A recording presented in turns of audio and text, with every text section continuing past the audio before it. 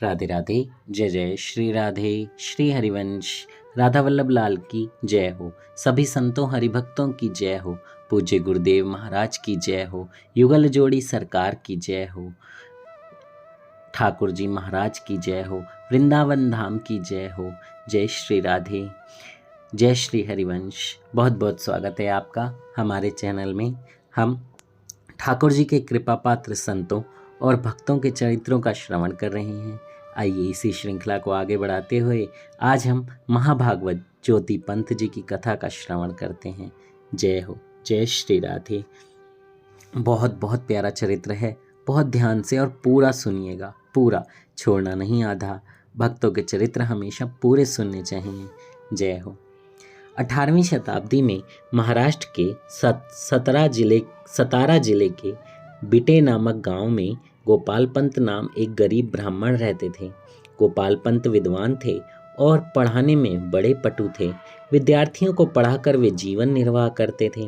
गोपाल के ज्योति पंत नाम का एक पुत्र था। पिता ने बहुत प्रयत्न किया, बहुत समझाया, मारा पीटा, पर 20 वर्ष की अवस्था तक ज्योति पंत को राम नाम लेना छोड़कर कोई विद्या नहीं आई।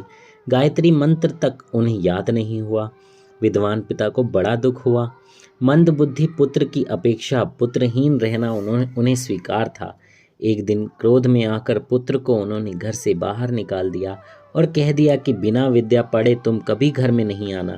घर से निकाले जाने पर ज्योति पंत अपने मित्रों के पास पहुंचे।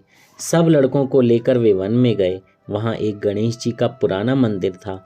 सरल हृदय ज्योति पंत ने कहा कि विद्या के दाता गणेश जी तो मिल गए, अब इनसे हम सारी विद्याएं मांग लेंगे।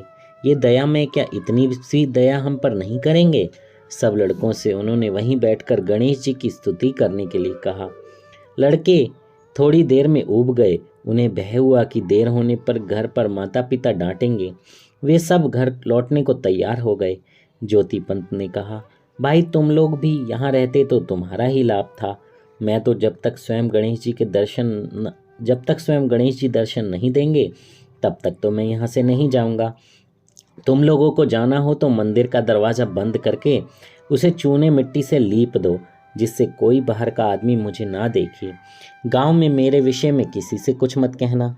लड़कों ने इसे भी एक खेल ही समझा और ज्योति पंत मंदिर में रह गए। द्वार बंद करके लड़कों ने उसे चूने मिट्टी से भली भांति लीप दिया और सब घर लौट गए। जय हो। कितने प्यारे भाव हैं उनके कि जब तक भगवान नहीं मिलेंगे मैं नहीं जाऊंगा। भक्त प्रहलाद ने भी ऐसा ही कहा था। देखिए, ठाकुर जी के जितने भी भक्त होते हैं, जब एक बार उनके पीछे लग जाएं तो फिर छोड़ते नहीं हैं। आप भी लग जाइए। बस यही प्रार्थना कीजिए कि ठाकुर जी मुझे मिल जाएं और कुछ नहीं। हम तो मोहमाया में रहकर बस पैसा, घर, स्वास्थ्य यही सब मांगते रह जाते हैं। लेकिन आप ठाकुर जी को मांगिए। बोलिए, ठाकुर जी आप मुझे मिल जाओ, बस आप ही मिल जाओ। बाकी सब तो अपने आप दौड़ा चला आएगा, क्योंकि जो लक्ष्मी जी हैं वो खुद उनके चरण दबाती हैं। तो जहाँ ठाकुर जी होंगे वहाँ तो लक्ष्मी जी आएंगी ही आएंगी। ज्योति पंत की माता को जब पता लगा कि मेरे पुत्र को पतिदेव ने घर से निकाल दिया तो वे बहुत दुखी हुई। सोचा, पता नहीं लड़का कहाँ गया होगा, क्या खाया पिया होगा, क्या उसकी दशा होगी, कौन खिलाएगा उसको, और यह सोचकर वह रोने लगी। क्रोध उतरने पर गोपाल पंत को भी पश्चाताप बहुत हुआ। वे पुत्र को खोजने निकले। जब ज्योति पंत का कोई पता नहीं लगा तब माता पिता के कलेश का पार नहीं रहा। पुत्र वियोग में वे दिन रात रोते रहते थे। घर में चूल्हा भी नहीं जलता था। इस प्रकार 6 दिन बीत गए। छठी रात को शिवजी ने स्वप्न में गोपाल पंत को आश्वासन दिया, लड़के के लिए तुम चिंता बिल्कुल मत करो, तुम्हारा पुत्र यशस्वी और भगवान का भक्त होगा। जय हो। क्योंकि गोपाल पंत को क्यों दर्शन हुए? क्योंकि वो भी एक विद्वान थे, वो भी एक भगवान के सच्चे भक्त थे। और जब भगवान का भक्त परेशान होता है ना, तो भगवान उसे किसी न किसी तरीके से अपना मैसेज जरूर देते हैं, संदेश जरूर पहुंच जाता है। भले स्वप्न में हो, भले किसी के थ्रू हो, भले कोई आकर आपको बताए। इसलिए भगवान पर भरोसा जरूर रखिए। मंदिर में बंद ज्योति पंत 6 दिनों तक गणेश जी के लिए प्रार्थना करते रहे। 7वें दिन चतुर्भुज गणेश जी ने उन्हें दर्शन दिया। जय हो। और ज्योतिपंत को भूख प्यास और निद्रा का तो भान ही नहीं था। वे बस लगे हुए थे। ऐसे में 7वें दिन भगवान गणेश जी ने उनको दर्शन दिए और वरदान मांगने को कहा। ज्योतिपंत बोले, भगवान, पहले तो मेरी विद्या लाभ की इच्छा थी, किंतु अब तो मैं केवल तत्वज्ञान और भगवान की निष्काम प्रेम भक्ति चाहता हूँ। जय हो। देखिए, 6 दिन उन्होंने भगवान का सिर्फ नाम ही लिया, सिर्फ नाम जप ही किया, और देखिए कितना मन बदल गया। सोचिए, 6 दिन किया और हम तो सालों से करते आ रहे हैं, पर हमारे मन में क्या कामना रह जाती हैं? वही संसारिक कामनाएं। इसलिए हमारा नाम जप सफल नहीं हो पाता। कुछ लोग कहते भी हैं कि मैं इतने सालों से नाम जप कर रहा हूँ पर कुछ नहीं हुआ। क्यों नहीं हुआ? क्योंकि हमारे अंदर जो भावना थी वो उस काम के प्रति थी, वो एक मतलबी थी, ये मिल जाए वो मिल जाए। हालांकि वो सही, मतलब एक तरीके से सही भी है, क्योंकि हम ही प्रभु से अपने लिए सब कुछ मांगेंगे, क्योंकि प्रभु ही हमारे हैं और कोई नहीं है। पर इससे प्रभु नहीं मिलेंगे, सिर्फ वो कामनाएं लालसाएं ही पूरी होती रहेंगी और कुछ नहीं होगा।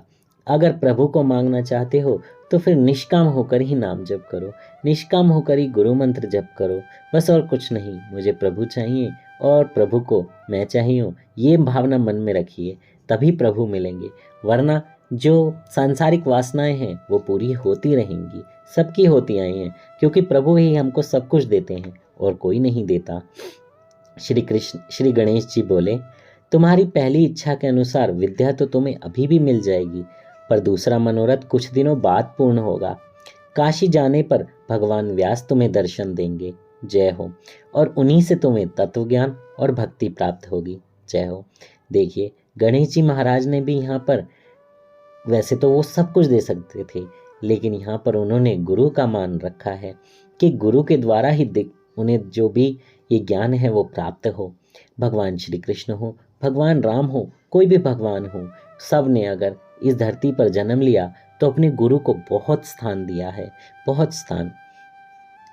और कोई कार्य हो तो मुझे स्मरण करना, मैं आ जाऊंगा। जय हो। भगवान गणेश जी ने ज्योतिपंत की जीभ पर ओम लिख दिया और अदृश्य हो गए। ज्योतिपंत को तत्काल सभी विद्याएं प्राप्त हो गईं। वहां से वे घर आए। माता पिता तथा दूसरे लोगों ने सहसा उन्हें विद्वान हुआ देखकर उनकी बातों का विश्वास किया। जो लड़के जंगल से लौटकर आए थे वे पछताने लगे। ज्योतिपंत के मामा महीपति पूना में पेशवा के प्रधान कार्यकर्ता थे। माता ने लड़के को काम सीखने के लिए मामा के पास भेज दिया। धनी लोग गरीब संबंधियों की ही उपेक्षा करते हैं। मामा ने 4 रुपये महीने की नौकरी पर ज्योतिपंत को रख लिया। दफ्तर में हिसाब किताब का काम बहुत बाकी पड़ा था। पेशवा ने 3 दिनों में सब बही खाते ठीक करने का कड़ा आदेश दे दिया था। काम इतना था कि दफ्तर के सब कर्मचारी मिलकर भी उसे 1 महीने में से कम समय में पूरा नहीं कर सकते थे। पेशवा की आज्ञा पर बोलने का किसी को भी साहस नहीं था। महीपति बड़े चिंतित थे। ज्योतिपंत ने उनसे कहा, मामा जी, यदि आप मेरी बात माने तो 3 दिनों में सभी बही खाते ठीक हो जाएंगे। एक एकांत कमरे में आप बही खाते, कागज, कलम, दवात, बैठने के लिए गद्दा, तकिया, रोशनी और शुद्ध जल तथा फलाहार रखकर कमरा बंद कर दें। मैं जब तक ना कहूँ द्वार नहीं खोलें। मैं 3 दिनों में सब काम पूरा कर दूंगा। लोगों ने इस बात पर बड़ा मजाक किया, किंतु ज्योतिपंत की दृढ़ता देखकर चिंतातुर महीपति ने सब व्यवस्था कर दी। कमरे का द्वार बंद हो जाने पर ज्योतिपंत ने भगवान श्री गणेश का पूजन करके उनका स्मरण किया। भगवान गणपति तुरंत प्रकट हो गए। ज्योतिपंत ने कठिनाई बताई। हाथ में कलम लेकर वे भवानी नंदन स्वयं लिखने बैठ गए। 3 दिनों में समस्त बही खाता ठीक लिखकर वे अंतर ध्यान हो गए। लोगों ने महीपति को समझाया, अनुभवहीन बालक पर विश्वास करना ठीक नहीं हुआ। वह भूख प्यास के मारे मर गया तो पाप होगा। आपकी बहन दुखी होकर आपको श्राप दे देगी। महीपति को भी बात जच गई। तीसरे दिन वे द्वार खोलने जा ही रहे थे कि भीतर से ज्योतिपंत ने पुकारा। द्वार खुलने पर सभी लोग दंग रह गए। सारा बही खाता पूर्ण रूप से लिखकर तैयार हो रखा था। पेशवा को अनुमान नहीं था कि काम इतना अधिक है। जब बही खाते उनके सामने दरबार में आए तब उन्हें आश्चर्य हुआ कि इतना काम 3 दिन में कैसे हुआ। अक्षर इतने सुंदर थे कि जिनकी कोई तुलना नहीं थी। उन्होंने काम करने वाले को उपस्थित करने की आज्ञा दी। ज्योतिपंत पेशवा के सामने लाए गए।